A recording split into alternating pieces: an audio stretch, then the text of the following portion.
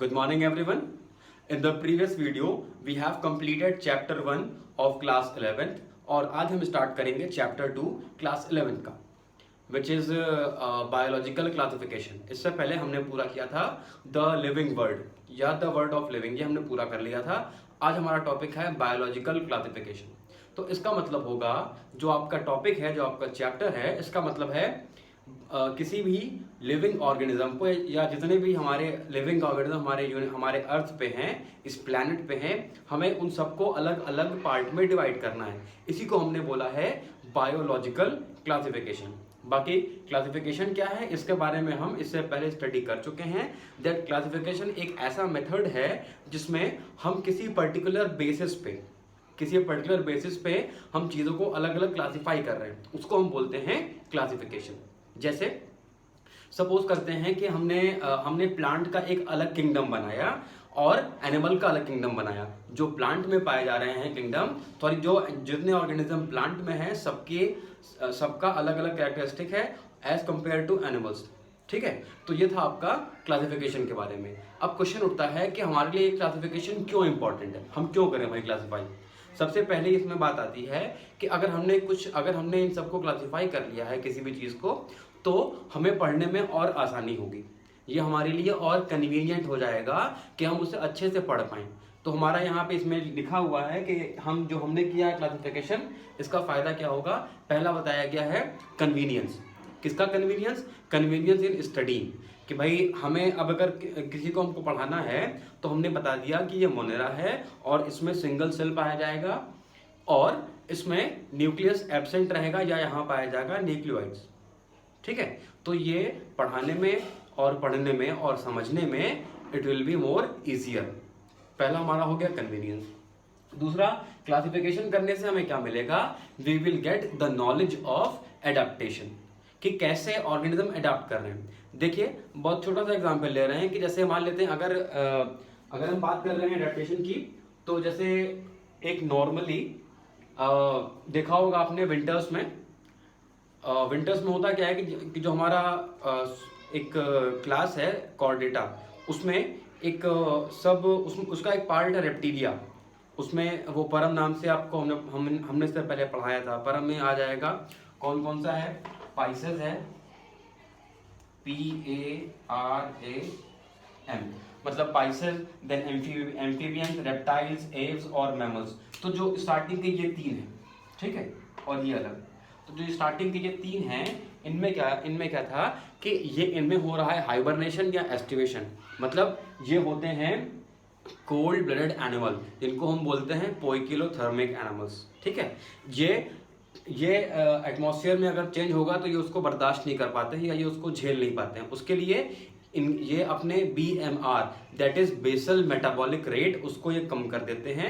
Movie आई थी Chris 3, जब professor के घर पे हमला हुआ था तो देखा ही था आपने कि उन्होंने एक जानवर को पकड़ा था जिसकी टंग बहुत लंबी थी, और जब उन्होंने उस पर रिसर्च किया तो पाया कि वो सिर्फ 2 मिनट में एक बार उसका दिल धड़क रहा था। जो हार्ट बीट बहुत ज़्यादा होती है 70-80s में पाई जाती है, वो उसमें कितनी थी, 2 मिनट में सिर्फ एक बार। तो वो होता है कि बेसल मेटाबॉलिक रेट को और कम कर लेते हैं। ठीक है, तो अब ये लोग अपने आप को उतना अच्छा अडॉप्ट नहीं कर पाए जितना एम्फीबिया और जितना आपका ये सेकंड लास्ट है एव्स, मतलब बर्ड्स और मैमल ने जितने अच्छे से अडॉप्ट किया हुआ है। ठीक है, तो ये क्या हो गया हमारा, ये हो गया नॉलेज ऑफ एडेप्टेशन। अगला हमारा है knowledge of sequence of evolution. इसी की वजह से हमने इनको क्लासिफाई किया है। क्लासिफाई करने की वजह से हमें ये मालूम पड़ा कि इनका सीक्वेंस कैसा है। कि भाई जैसे पहले में रखा है पाइसेस को, इनमें 2 चैम्बर हार्ट था। आगे आया एम्फीबिया, यहाँ 3 चैम्बर हार्ट था। रेप्टाइल्स 3 चैम्बर सब में एक्सेप्ट क्रोकोडाइल। तो इस तरह से हमने क्या देखा कि एक सीक्वेंस ऑफ इवोल्यूशन हुआ है कि इन सब में धीरे धीरे हर स्टेप बाय स्टेप इवोल्यूशन हुआ है हर एक फाइलम में। ठीक है, चलिए आगे नेक्स्ट हमारा है नॉलेज ऑफ फाइलोजेनेटिक रिलेशनशिप। ये टर्म बहुत इंपॉर्टेंट है। ये है फाइलोजेनेटिक, इसका मतलब होता है कि इवोल्यूशनरी बेसिस पे स्टडी करना। ठीक है, तो जिसमें हम क्लासिफिकेशन कर रहे हैं एज पर इवोल्यूशन उसको बोलेंगे हम फाइलोजेनेटिक रिलेशनशिप। और लास्ट में इसमें आ गया क्लासिफिकेशन करने की वजह से अगर किसी नए ऑर्गेनिज्म की डिस्कवरी हुई है तो हमें उसे कहाँ रखना है ये हमें आराम से मालूम पड़ जाएगा। तो ये इतनी बातें हो गई क्लासिफिकेशन के बारे में। अब हम देखते हैं क्लासिफिकेशन के टाइप्स कितने हैं। वैसे तो इसके टाइप्स बहुत ढेर सारे हैं, नंबर के हिसाब से होता है और कई सारे हैं, लेकिन जो हमें मेन पढ़ना है इस चैप्टर के लिए वो आपके यहाँ 4 दिए हुए हैं। पहला दिया है आर्टिफिशियल क्लासिफिकेशन। ठीक है, इसमें क्या होगा देखिए, ये है कि on the basis of morphology, बाहर से देखने में किसी भी ऑर्गेनिज्म में जो डिफरेंसेस आ रहे हैं या जो उसमें है वेरिएशन, उसके हिसाब से हमने इसको, अगर उसको हम क्लासिफाई करेंगे उस मेथड पे, उस बेसिस पे, तो बोलेंगे artificial classification as done by Carolus Linnaeus. ठीक है, इसके बाद नेक्स्ट हमारा है नेचुरल क्लासिफिकेशन। यहाँ क्या हो जाएगा, नेचुरल में जैसे बताया गया है, नेचुरल में जैसे किसी भी कोई ऑर्गेनिज्म है तो उसका हम देखेंगे पहले मॉर्फोलॉजी, उसके बाहर का स्ट्रक्चर कैसा है। सेकंड हमारा आ जाएगा एनाटॉमी, मतलब उसके बॉडी के अंदर का पार्ट कैसा है, जैसे अगर स्टेम है, प्लांट है, इसको बीच से कट कर दिया, या अगर लीवर का स्ट्रक्चर है या किडनी है तो उसको हमने बीच से कट कर दिया है। ठीक है, कट करके फिर अंदर की सेल्स देख रहे हैं, उसको हम बोलते हैं एनाटॉमी। इसके बाद हमारा है एम्ब्रियोलॉजिकल बेसिस, मतलब उसका एम्ब्रियो किस तरह फॉर्मेशन हो रहा है, कैसे वो या एग कैसे ले कर रहा है, उसमें एम्ब्रियो कैसे हैं, किस टाइप के हैं, किस तरह के हैं, ये इसमें ये भी आ जाएगा। फिर नेक्स्ट है on the basis of ultra structure, उसका हमने इलेक्ट्रॉन माइक्रोस्कोप में उसकी स्टडी की, करने के बाद देखा कि उसमें कौन कौन सी सिमिलैरिटी हैं, उस बेसिस पे अगर हम किसी भी चीज को क्लासिफाई करेंगे तो उसको बोलते हैं नेचुरल क्लासिफिकेशन। इसमें इतनी चीजें आ रही है, morphology, anatomy, embryology, ultra structure. ठीक है, it was done by Bentham and Hooker. इस तरह के क्लासिफिकेशन किसने किए हैं, बेंथम एंड हुकर ने किए हैं। यहाँ ये इंपॉर्टेंट नहीं है कि किसने किया है, बस आपको समझना चाहिए, बस आपको यह मालूम होना चाहिए कि किस बेस पे ये हुआ है। इसके बाद दिया हुआ है इसके बाद दिया हुआ है फाइलोजेनेटिक क्लासिफिकेशन। यहाँ क्या हो जाएगा फाइलोजेनेटिक में कि यहाँ पे हमने किसी भी चीज को अलग अलग क्लासिफाई किया है on the basis of evolution, किस तरह उसने इवॉल्व किया है। ठीक, और लास्ट में दिया है फेनेटिक इवोल्यूशन, जिसमें सबसे टॉप लेवल का या जो हम पढ़ रहे हैं अभी, जिसको हम पढ़ते हैं वो है हमारा फेनेटिक इवोल्यूशन, जिसमें हम नेचुरल और फाइलोजेनेटिक इन दोनों को हम मिला के पढ़ते हैं। इन दोनों को मिला के जो हमने एक नई टेक्निक बनाई है उसको हम कहते हैं फेनेटिक इवोल्यूशन या फेनेटिक क्लासिफिकेशन। समझ में आ गया इतना? ठीक है, अब इसके बाद अब हम आगे पढ़ेंगे कि हमने ऑर्गेनिज्म को कितने पार्ट में डिवाइड किया है राइट फ्रॉम द स्टार्टिंग। ठीक है, और next topic is classification of living organism. तो जितने भी लिविंग ऑर्गेनिज्म हैं उसको हम अलग अलग कैरेक्टरिस्टिक के हिसाब से डिवाइड करेंगे, कुछ अलग अलग पार्ट्स में। जैसे अगर हम बात करें सबसे पहले, तो हमारे यहाँ प्राचीन काल में, एंशियंट टाइम में, जो हमारे यहाँ जैसे एक बुक है हमारे यहाँ मनुस्मृति। ठीक है, तो मनुस्मृति में क्या है कि वहाँ पे पादप और जंतु, मतलब प्लांट्स और एनिमल्स का बहुत पहले से ही इसमें कई हजार साल पहले इसमें उन्होंने डिवीजन दिया था कि भाई ये प्लांट्स हो गए और ये एनिमल्स हो गए। बस उसको हम अलग कहीं बाहर पब्लिश नहीं कर पाए थे। ठीक है, इन द सेंस के उसे हम बाहर अलग अलग कंट्रीज तक पहुंचा नहीं पाए थे, जैसे लैटिन और बाकी लोगों ने, ग्रीक लोगों ने किया। वहाँ की लैंग्वेज यहाँ तक पहुँच गई और यहाँ की वहाँ नहीं पहुँच पाई। ठीक है, तो सबसे पहले हमारे इंडिया में मनुस्मृति में आपने सुना ही होगा, उसमें हमने पादप, और पादप का मतलब हो गया प्लांट और जंतु का मतलब हो गया एनिमल्स। तो हमने उसको पहले 2 पार्ट में डिवाइड किया था।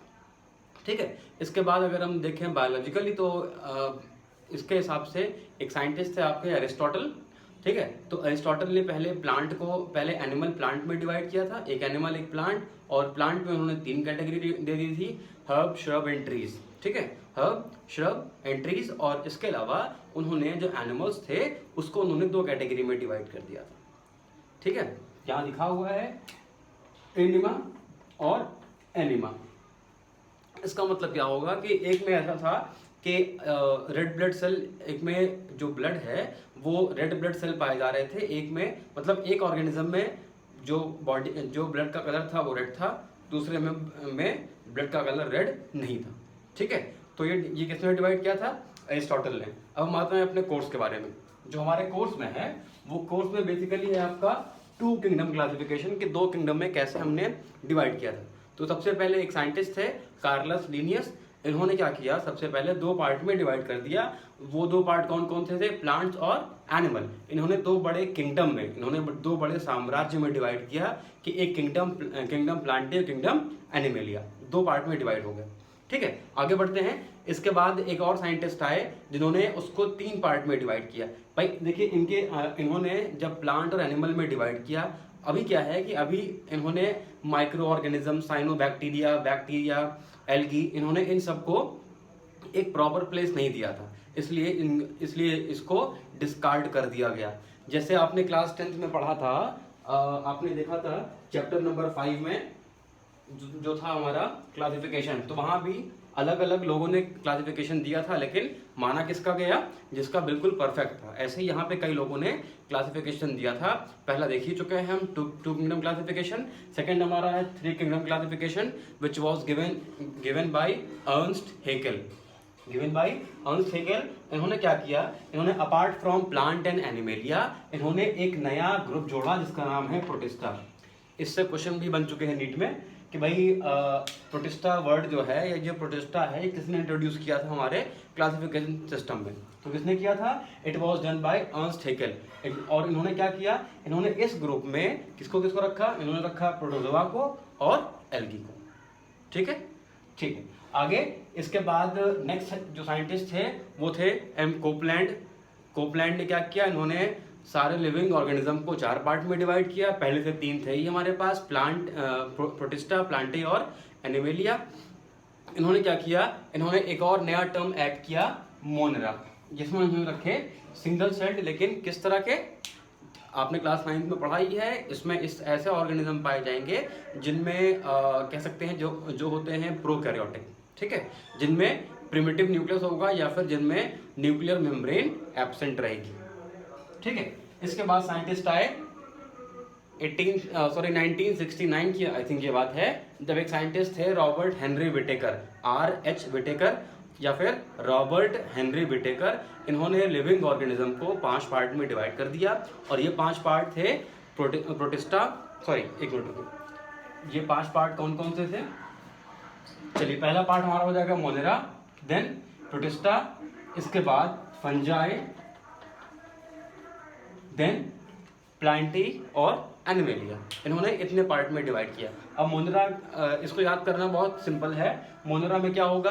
देखिए, इसमें सिर्फ होता है प्रोकैरियोटिक, बाकी जो आपके 4 बचेंगे दैट इज आपका ये प्रोटिस्टा, फंजाई, प्लांटी, एनिमेलिया, इन दोनों में कैसा होगा? इन चारों में पाया जाएगा यूकैरियोटिक। अब उसी तरह से आप देख सकते हैं कि इनमें न्यूक्लियस भी उस तरह से प्रेजेंट होगा। इसमें डीएनए बाकी सब में डीएनए सेंटर में रहेंगे, दैट इज न्यूक्लियस के अंदर रहेंगे। बाकी सब में कहाँ रहेगा? ये साइटोप्लाज्म में डिसॉल्व रहेगा। चलिए ठीक है, आगे बढ़ते हैं। इसके बाद एक और साइंटिस्ट आए, कार्ल वोज, जिन्होंने क्या किया? जिन्होंने 6 पार्ट में डिवाइड कर दिया। इन्होंने मोनेरा का सब डिवीजन निकाल दिया कि भाई मोनेरा को हम और छोटे कैटेगरी में डिवाइड कर सकते हैं, that is archaebacteria and eubacteria. ठीक है, समझ में आ गया इतना? It was done by Carl Woese. इन्होंने 3 पार्ट में, इन्होंने उसको जो हमारा ये था मोनेरा, इसको 2 और पार्ट में डिवाइड कर दिया।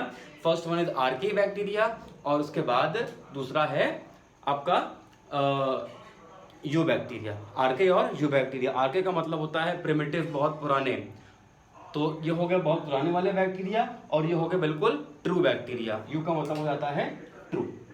अच्छा, इसके बाद एक और क्वेश्चन पूछ लिया जाता है कई बार एग्जाम में, that what is 3 domain system classification, या 3 डोमेन का मतलब क्या होगा? तो 3 डोमेन का मतलब है कि जो इनका क्लासिफिकेशन था उसी को हमने, मतलब उसी पे स्टडी की गई। जैसे 3 डोमेन का मतलब हो गया कि इसमें 3 डोमेन में क्या क्या आ जाएगा? इसमें आ जाएगा आर्के बैक्टीरिया, देन यू बैक्टीरिया और यूकैरियोटा। मतलब आपको पता है ये दोनों होते हैं प्रोकैरियोटिक। ठीक है, तो आर्के बैक्टीरिया में हो जाएगा ऐसे बैक्टीरिया जो बहुत प्रिमिटिव हैं और जो पाए जा रहे हैं बहुत हार्श हैबिटेट में, ऐसे हैबिटेट में जहाँ पे कंडीशन सही नहीं है, उसको हम बोल रहे थे आर्के बैक्टीरिया, यू बैक्टीरिया जो होते हैं ट्रू बैक्टीरिया, और लास्ट में हमारा क्या आ जाएगा यूकैरियोट्स, मतलब जिसमें एक सेल पाया जा रहा है अच्छे से, ठीक है, जिसमें सेल ठीक से पाया जा रहा है या फिर जिसमें न्यूक्लियस अच्छे से पाया जा रहा है, they have well developed nucleus and nuclear membrane along with that nucleoplasm और क्रोमेटिन थ्रेड वगैरह सब उसमें पाए जा रहे हैं। तो ये था हमारा 3 डोमेन सिस्टम ऑफ क्लासिफिकेशन। तो आज का लेक्चर था क्लासिफिकेशन के बारे में। अब हम नेक्स्ट टर्न पे स्टार्ट करेंगे कि जो हमारा ये 5 किंगडम क्लासिफिकेशन है इसको हमने या इसके बारे में हम स्टडी करेंगे। जो आपका सबसे पहले एक एनसीईआरटी में फ्लो चार्ट दिया हुआ है, आप आज उसे पढ़ लेंगे अच्छे से।